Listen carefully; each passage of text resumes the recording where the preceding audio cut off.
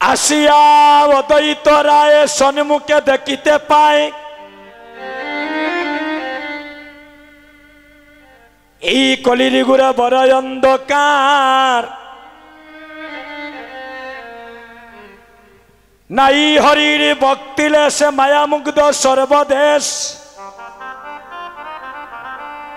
আমার শ্রী অদ্বৈত ভাবেনে মনে মনে। কীর্তন শব্দের অর্থ কি? আমার ভগবানের কথাগুলা, যে কীর্তনীয়কে ভগবানের যে লীলা দেওয়া হবে ওই লীলার ভিতরে ভগবানের কথাগুলা ভক্তের হৃদয় মন্দিরে ধাক্কা মেরে পৌঁছে দেওয়া, যাতে তার অচৈতন্য দেহটা যেন চৈতন্য প্রতিব্রতী হয়ে যায়। অদ্বৈত প্রভু দেখলেন এই কলির পাপাচারী দুরাচারী জীব তারা কৃষ্ণ চৈতন্য নাম ভুলে গিয়ে তারা সবাই অচৈতন্যের পথে দাবিত হয়ে আছেন। আস্তে পঞ্চতত্ত্বের মধ্যে কয়জন দেবতা মা? কয়জন দেবতা? 5 জন দেবতা। তাদের নাম কি? শ্রীকৃষ্ণ চৈতন্য আমার প্রভু নিত্যানন্দ, আর শ্রী অদ্বৈত গদাধর শ্রীবাসাদি গৌর ভক্ত বৃন্দ।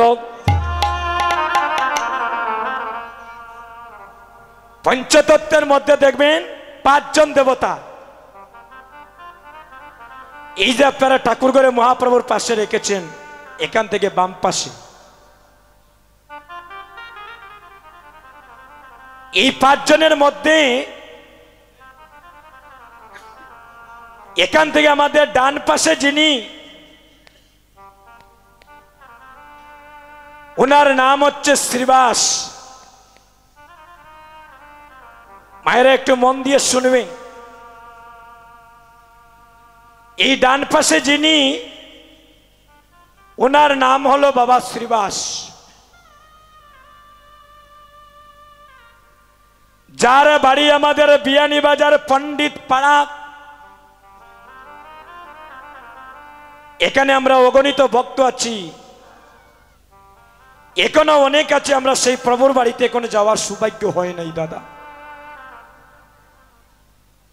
কিন্তু আমরা এখান থেকে 200 কিলোমিটার 500 কিলোমিটার দূরেও অনেক অনেক স্থান আমরা ভ্রমণ করতে গিয়েছি। অনেক যুবক বন্ধুগণ, অনেক পিতৃদেবতাগণ, শুধু বাংলাদেশে নয়, আপনাদের আশীর্বাদে, এটা আমি আমার কথা বলছি না, আপনাদের আশীর্বাদে আমরা 5 ঘন্টা দাদা আলোচনার মধ্যেও কাটিয়ে দিতে পারি। কৃষ্ণ কথা, গৌর কথা বলতে তো তখন ভালো লাগে যদি আসরের মধ্যে ওই কথাগুলা শোনার অনুরাগী ভক্ত পাওয়া যায় দাদা। নইলে আপনি কার কাছে কইতে বা দাদা? গৌর কথা বলতে তো তখন ভালো লাগে যদি গৌর কথা শোনার মতো আরো 5 জন ভক্ত পাওয়া যায়। একটু শুনেন মন দিয়ে,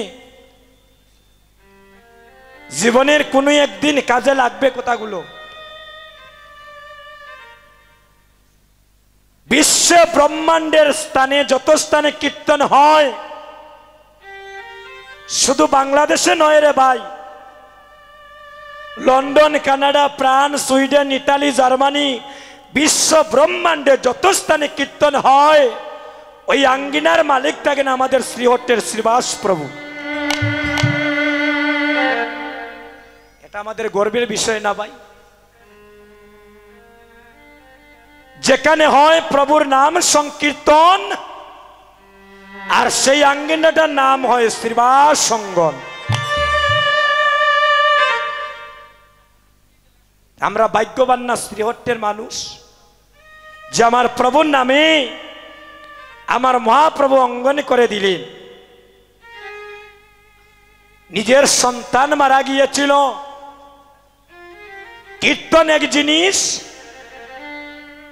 আর সংকীর্তন হইল রে ভাই আরেক জিনিস।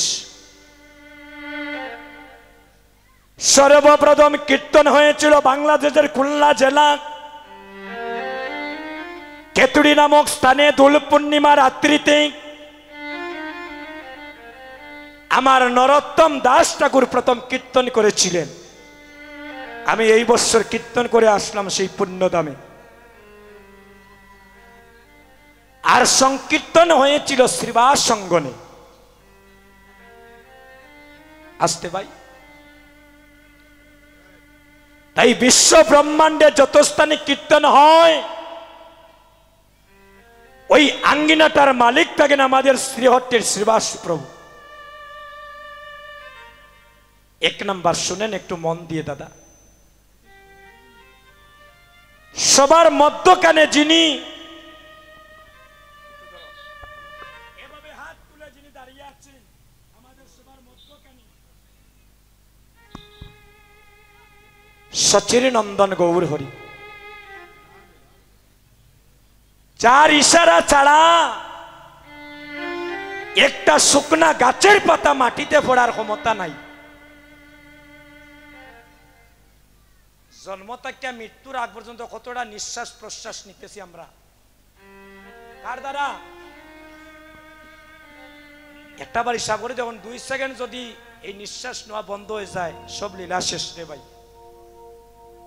প্রত্যেকটা দিন কত হাজার হাজার নিঃশ্বাস প্রশ্বাস নিতেছি দাদা কার দ্বারা? একমাত্র গৌর হরির কৃপায়। যিনি বিশ্ব ব্রহ্মাণ্ডের মালিক, সে চাইলে 1 সেকেন্ডের ভিতরে বিশ্ব ব্রহ্মাণ্ডে প্রলয় ঘটিয়ে দিতে পারে।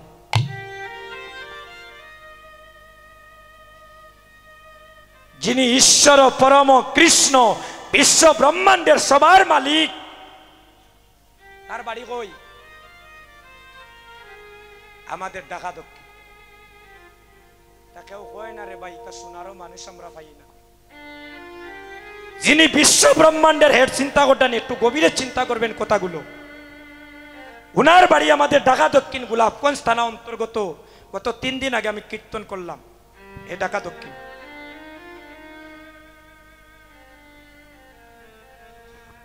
আমরা ভাগ্যবান নাইনি দাদা, মহাপ্রভুর বাড়ি আমাদের বাড়ির পাশে সবার। আমরা কপাল খারাপ, আমরা রাখতে পারি নাই, তা কাউকে দোষে লাভ নাই। আমরা হতভাগা শ্রীহট্টের ভক্তগণ, আমরা গৌরের মর্ম সেই সময় বুঝি নাই, গৌর কীর্তন জানতে পারি নাই, যার কারণে আমাদেরকে ছেড়ে নবদ্বীপে চলে গিয়েছিলেন। মহাপ্রভুর মামার বাড়ি কই? আমাদের মহাপ্রভুর মামার বাড়ি কোথায়? বিয়ানীবাজার নয়। আমি সপ্তাহ 15 দিন আগে মনে কীর্তন করিয়া আইছি মহাপ্রভুর মামার বাড়ি। এই যে বাহুবল জয়দেবপুর মহাপ্রভুর মাতুল বাড়ি দেখাইলাম আমরা 2 জন। শ্রীবাস প্রভুর বাড়ি বিয়ানীবাজার, আর গৌর হরির বাড়ি হচ্ছে আমাদের ঢাকা দক্ষিণ।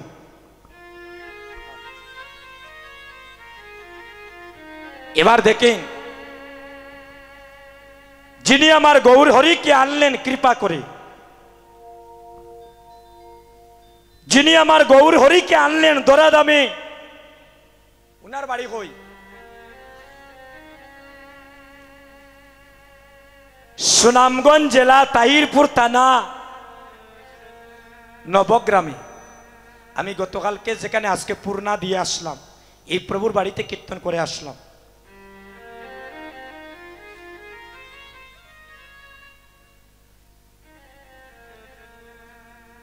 সুনামগঞ্জ জেলা তাহিরপুর থানা নবগ্রামে জন্মগ্রহণে করেছিলেন আমার মহাবিষ্ণু অবতার শ্রী অদ্বৈত চন্দ্র, যার মায়ের নাম ছিল নাবা দেবী আর যার পিতার নাম ছিল কুপের আচার্য। এই অদ্বৈত প্রভুর শিশুকালের নাম ছিল কমলাক্ষ।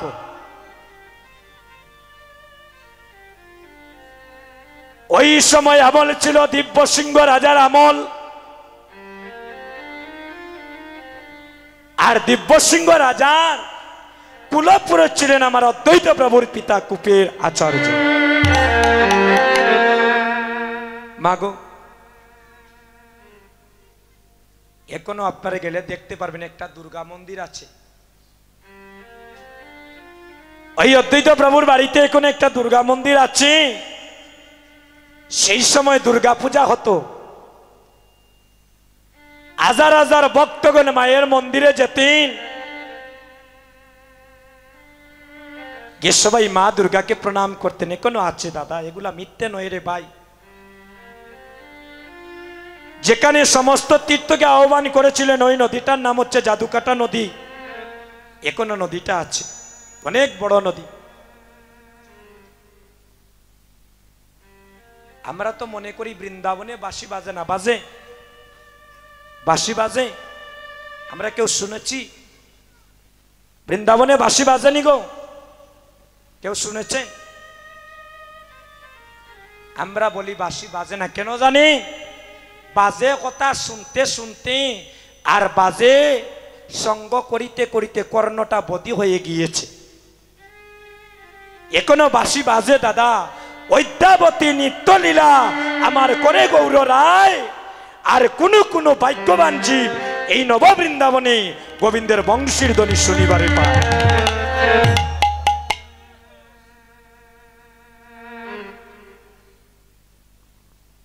একটু যাবেন, এই ধামগুলা দর্শন করবেন।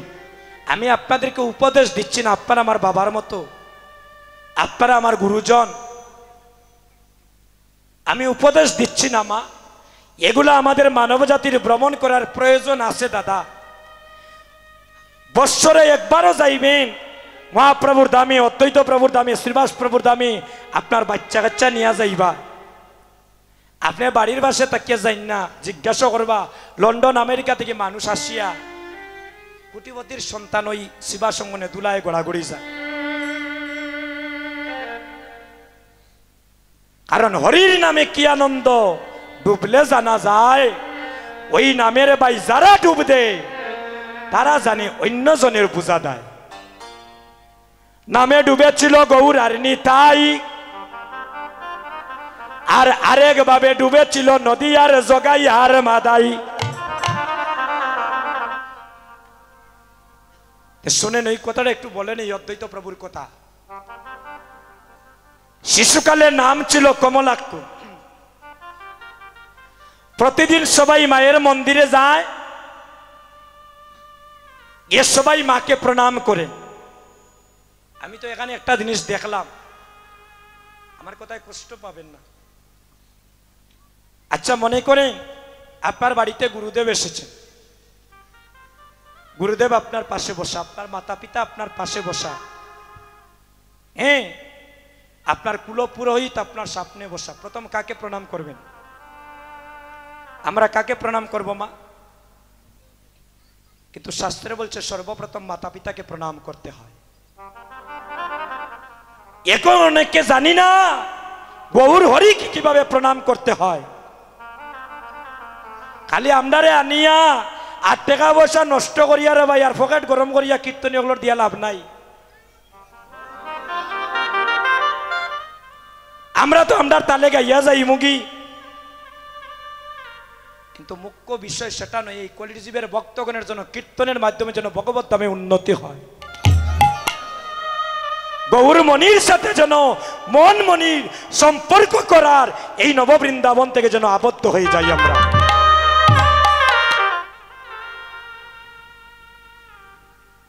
পরিবর্তন হতে হবে সনাতন ধর্মের যুবক বন্ধুগণ,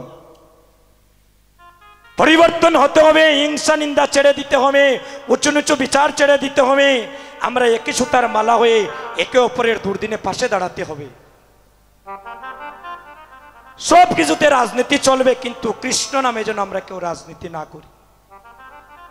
প্রভুর বাজারে যেন পিতা পুত্র যেভাবে এক স্থানে বসে গৌর প্রেমের অনুরাগে নয়ন জল বরিশন করি, এভাবে যেন গৌর প্রেমের অনুরাগে একই সুতার মালা হয়ে আমরা যেন ভগবত ধামে যেন পারমার্থিক জগতে উন্নতি করিতে পারি। মাগো, সর্বধর্মানে পরিত্যাজ্য মামেকং শরণং ব্রজ, গীতার কথা। অং তাং সর্ব পাপস্য মুখ্য স্বামী মা শুচ। ভগবান বললেন আমার ভক্তের বোঝা আমি বহন করতে বড় ভালোবাসি, যদি আমার ভক্ত যদি ভক্তিভাবে আমাকে কাঁধে তুলে দেয়। শুনেন, খুব দামি কথা, আজকে একটু বলে যাই। আমার দেশের মানুষ আপনারা প্রতিদিন মায়ের মন্দিরে সবাই যায়। এই দেখেন, সবাই মায়ের মন্দিরে গিয়ে মাকে প্রণাম করে। এখানে অগণিত ভক্তগণ দেখে নাচেন। আমার বিশ্বাস আপনারা ঠাকুরঘরেও গিয়ে যদি প্রণাম না করেন, নিজ নিজ স্থান থেকে ভাই অন্ততপক্ষে গৌর হরির চরণে একটা প্রণাম করেছে। একদিন শিশুপুত্র কমলাক্ষ তার বাবাকে বলছে, বাবা, সবাই মায়ের মন্দিরে গিয়ে মাকে প্রণাম করে, আমিও আগামীকাল তোমার সাথে মায়ের মন্দিরে যাব। কমলাক্ষ কার নাম? অদ্বৈত প্রভুর নাম। একটা কথা আমি কেন বারবার বলি রে ভাই, যাতে আপনাদের বুঝতে সুবিধা হয়। আমি চাইলে আমার মতো কীর্তন গাইতে পারবো, আমার তো সময় 12টা বাধা, টাইম চলে গেলে আমিও নেমে যাব।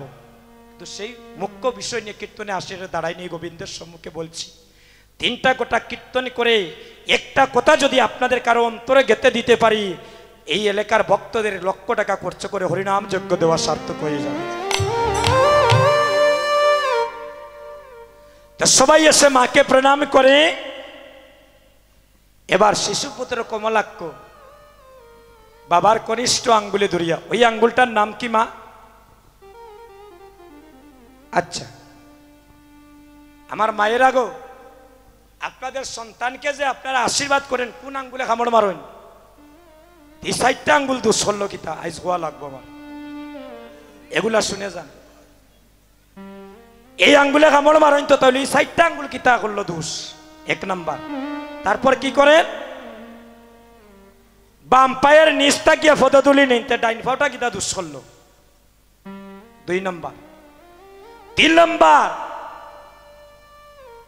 আমার একজন মায়ের কয়জন স্বামী?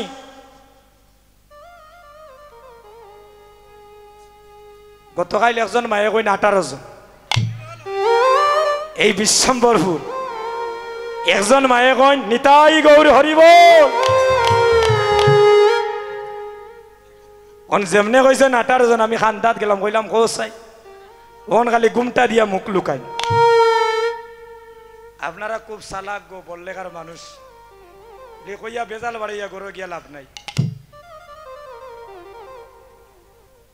আমি কইলাম গো 18 জন খেয়ে খো, নাইলে গোদা লইয়া কিবা স্বামী প্যান্ডেলের বাইরে উবা বলে আজ বারইয়াও। বিয়া করছি আমি 17 জন খেয়ে, তোমার তো হিসাব দেওয়া লাগতো নাইনি।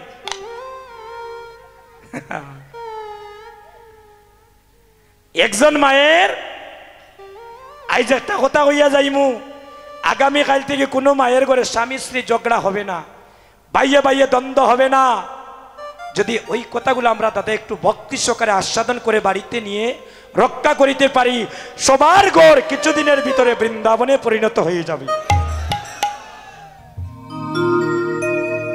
একজন মায়ের 2 জন স্বামী, আইজ মায়েরা আমার হওয়া লাগবো, স্বামীরে কিতা কইয়া ডাকই, আমরা ডাকি ও বিউটি, ও শেফালি, এদিকে আসো, ডাকি নানি, আপনারা কিতা কইয়া ডাকই?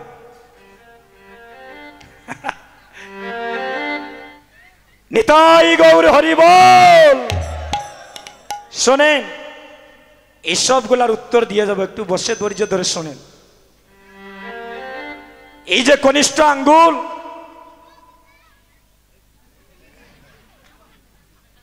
একজন মা যখন তার সন্তানকে ওই আঙ্গুলে কামড় মেরে আশীর্বাদ করেন,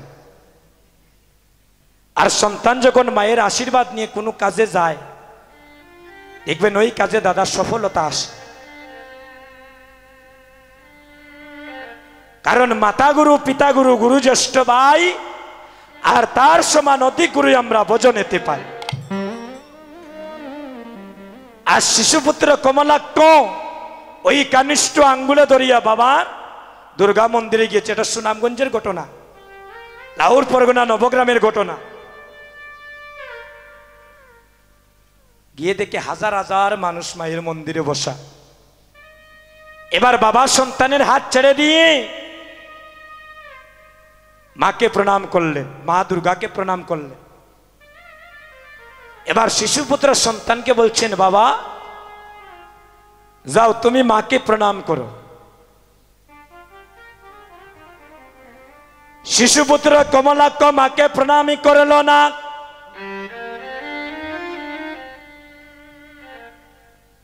সবাই অবাক হয়ে গেলেন।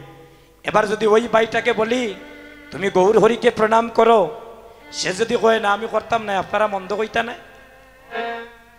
এত বড় 12 বৎসরের সন্তান বলছে আমি ওই মাকে প্রণাম করব না, মা আমার প্রণাম গ্রহণ করবেন না। গুনাগুনি শুরু হয়ে গেছে যে একটু ছোট মোটো বাচ্চার মুখে এত বড় কথা, কত পণ্ডিত, কত মানি, জ্ঞানী, গুণী সবাই এসে মাকে প্রণাম করে, আর 12 বৎসরের সন্তান বলছে আমার মাকে প্রণাম করবে না। এই সংবাদটা তো রাজার কাছে পৌঁছানির আগে সংবাদটা চলে গেল দিব্যসিংহ রাজার কানে।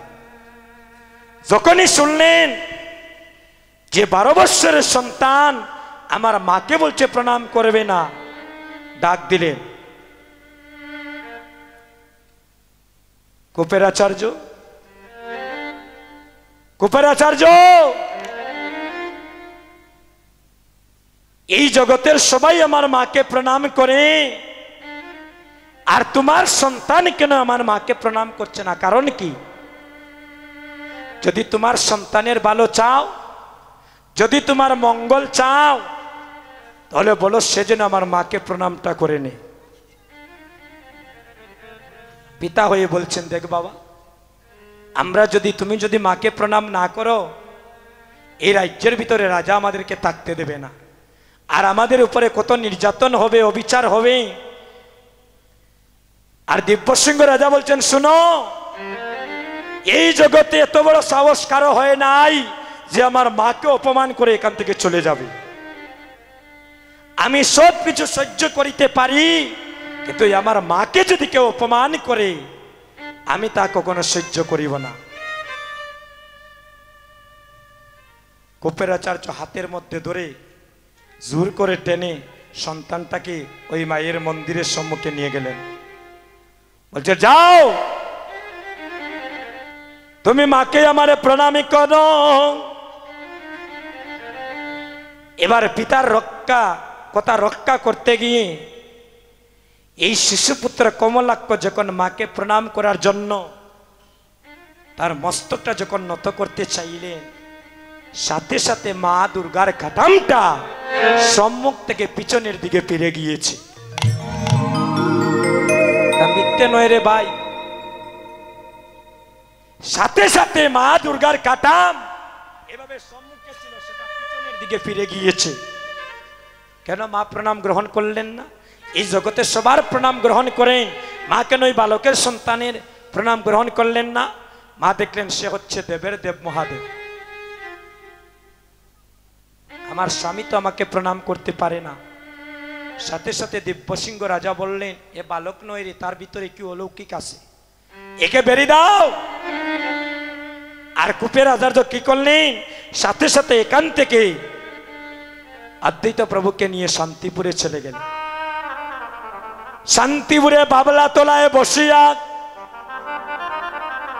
এই হেন কলির জীবের দুর্দশা দর্শনী করে, এই কলির জীবী কৃষ্ণ চৈতন্য নাম ভুলে গিয়ে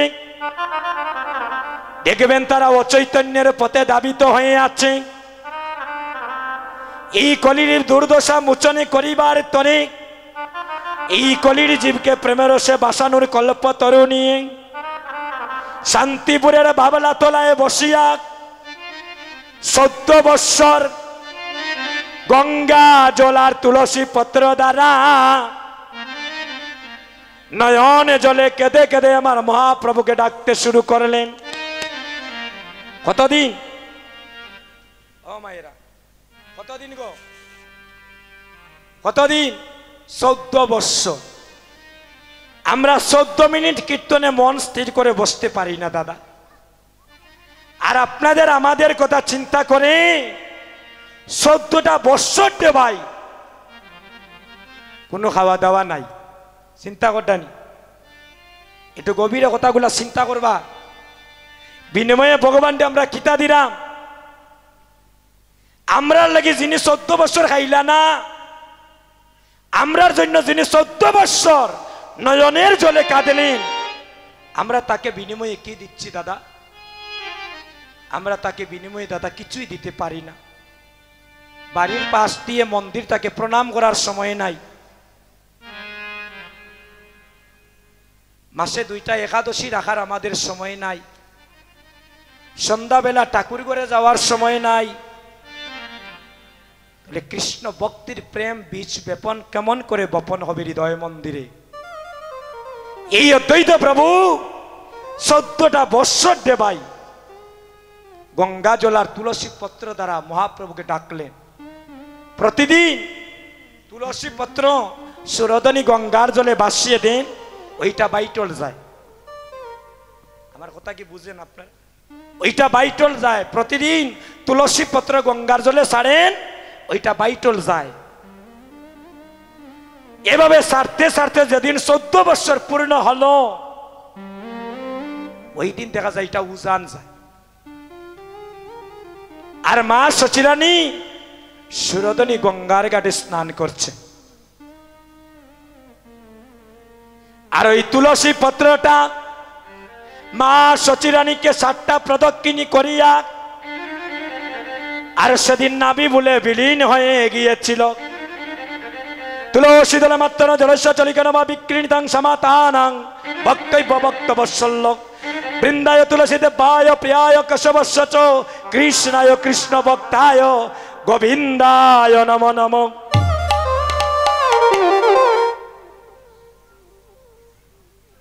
মহাপ্রভু কখন আসলেন? মহাপ্রভুর জন্মের তারিখ কখন? ফাল্গুন পূর্ণিমা তিথি নক্ষত্র ফাল্গুনি। আর শুভক্ষণে জন্ম নিয়েছিলেন আমার গৌরী গুণমণি। আমরা গৌর দেশের মানুষ, একটা মহাপ্রভুর জন্মের আবির্ভাবের আমরা একটা সবাই মিলে একটু ধ্বনি করবো, হরিবল।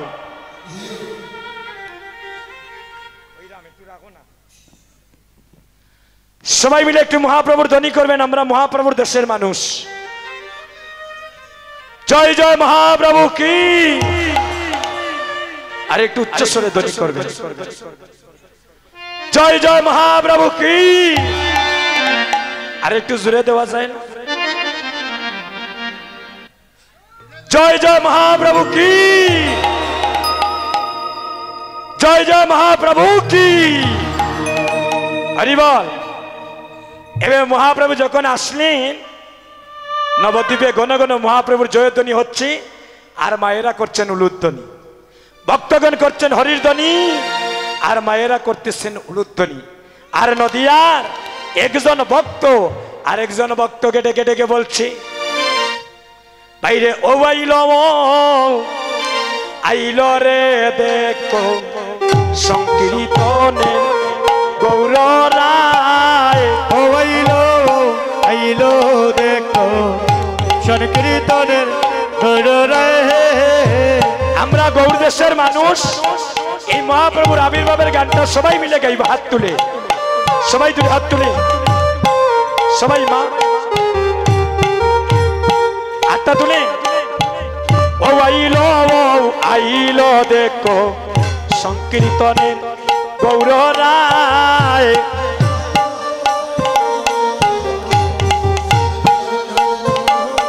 বাইরে নামের ধ্বনি, প্রেমের ধ্বনি, মধুর ধ্বনি শোনা যায়। নামের ধ্বনি, প্রেমের ধ্বনি, মধুর ধ্বনি শোনা যায়। এই দেখে, এই যে আপনারা হাতের তালি দিচ্ছেন, আমি দেবাশিস স্বর্গে যাইতাম না রে ভাই। এটা আপনাদের ভক্তি আপনারা সঞ্চয় করতেছে। মহাপ্রভুর ক্যামেরায় কিন্তু সিফা সাফা ধরে, বাঁচার উপায় নাই। আস্তে একটা কথা কইলে একটু সাউন্ডটা কমাইয়ে রাখতে হবে। আমি দেখেন আপনাদের দিকে চাইতেছি, পিছন দেখতেছি, ওই যে ঠাকুর ঘরে যে বসা তারে বাকি দেওয়া যাইবনি। এই কেউ যেন মহাপ্রভুর যেন এই নববৃন্দাবনে যেন কেউ বঞ্চিত না হয় মহাপ্রভুর কৃপা থেকে। সবাই দুটি হাত তুলেন।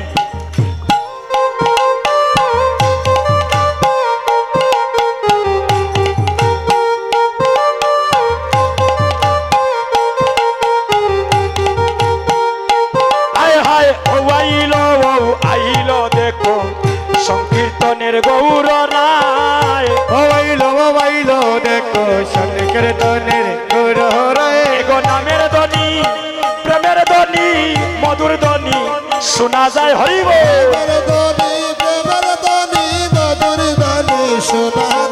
আইরে নামের ধ্বনি প্রেমের ধ্বনি মধুর ধ্বনি শোনা যায়। নামের ধ্বনি প্রেমের ধ্বনি মধুর ধ্বনি শোনা যায়। দেখো সংকীর্তনের গৌর রায়। বাইলো দেখো সংকীর্তনের গৌর রায়। নদী আর ভক্ত যত যন্ত্রধারী সম্প্রদায়। নদী আর ভক্ত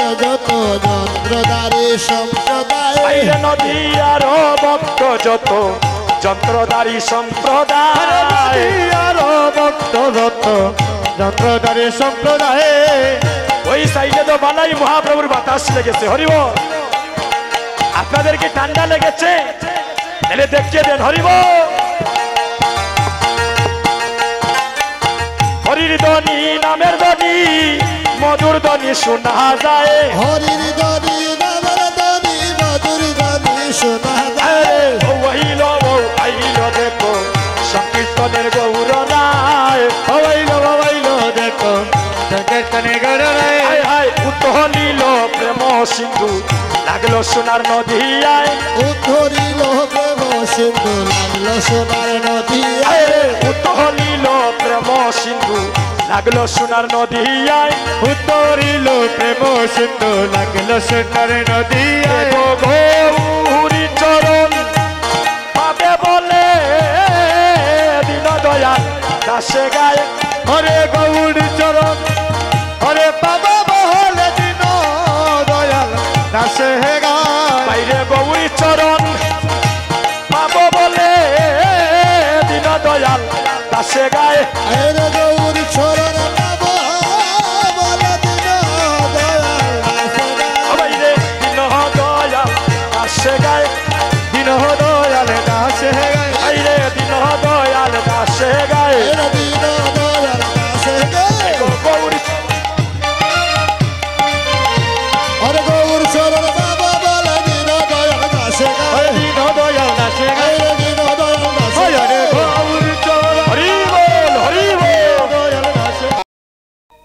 এই কলির যুগে মহাপ্রভু কোনো অস্ত্র ধরেন নাই।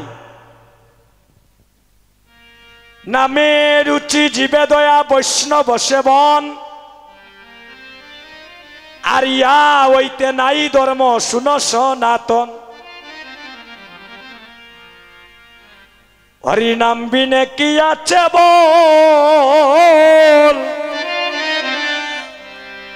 এই কলির যুগে নাম বিনে তো গতি নাই। তাহলে সবাই মিলে একটু প্রভুর নামটা নিয়ে আজকে হাতটা তুলেন। মায়েরা হাতটা তুলেন। যারা বাড়িতে হাত রাখি আইসেন তোলার দরকার নাই। যারা সঙ্গে করে আমরা নিয়ে এসেছি সবাই দুটি হাত তুলেন। হাত ইলা রাখলে হইতো না যে গোবিন্দ তোমার 50% বালা ভাই আর 50% সংসারটে বালা ভাই ইনো বইয়া ই কামাই যেত না। আজকে সব কিছু দিয়ে গোবিন্দের চরণে আত্মনিবেদিত হত। হরির নাম বিনে কি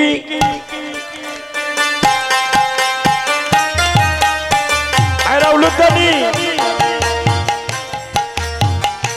হরির নাম বিনে কি আছে বল রে। নাম বিনে কি আছে বল। মদন বলে হরি হরি বল। আমাদের হাতের সাউন্ডে তো শুলো কেন মা? সবাই সবাই দুটি হাত তুলেন। আগে হাতটা তুলেন। হাত নাই সবাই দুটি হাত তুলেন। হরি নাম বিনে কি আছে বল রে। নাম বিনে কি আছে বল। মদন বলে হরি হরি বল। ও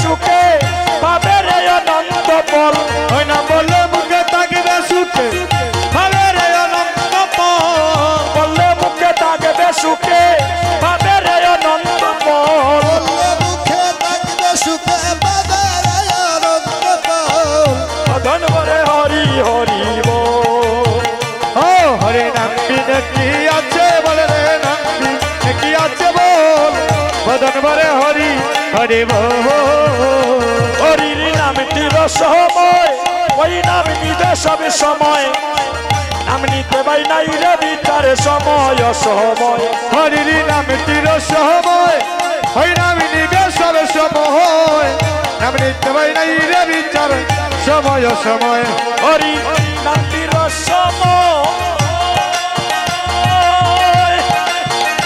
ওই নাম নিতে সব সময় নাম নিতে পাই নাই রে বিচারে সময় অসময় হরি নাম ছিল সবাই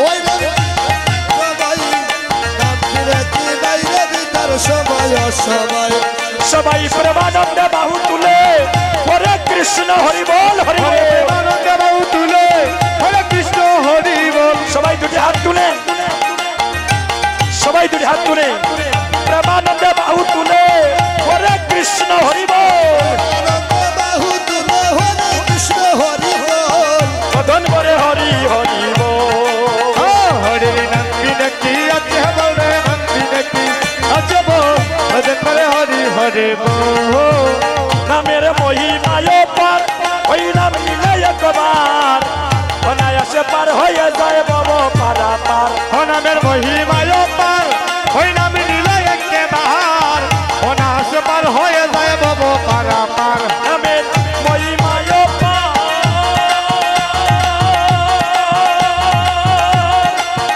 ওই নাম নিলে একবার অনায়াসে পার হয়ে যায় বাবা পারা পার নামের মহিমা তাই গৌর হরি বল হরি বল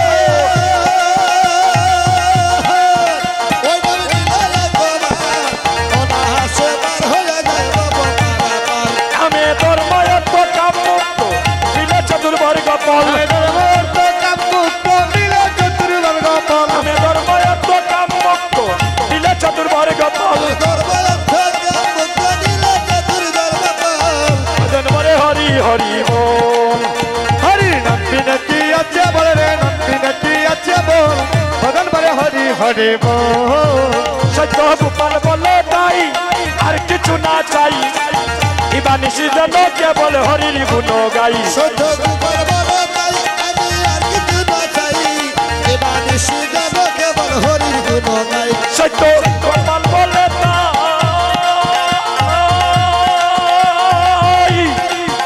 আমি আর কিছু না চাই ইবা নিশি যেন কেবল হরির গুণ গাই সত্য গোপাল বলে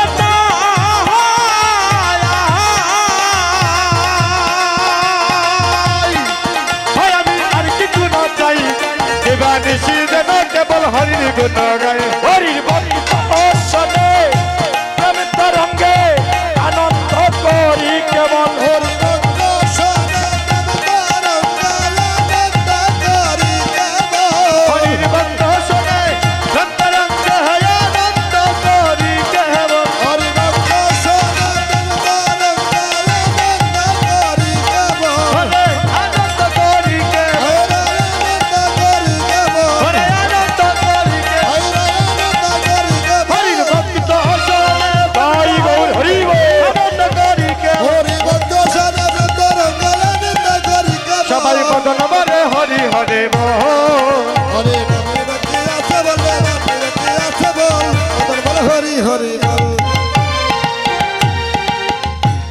জয় জয় মহাপ্রভু কি আরে একটু প্রেম সে ধ্বনি দেওয়া যায় না নিমা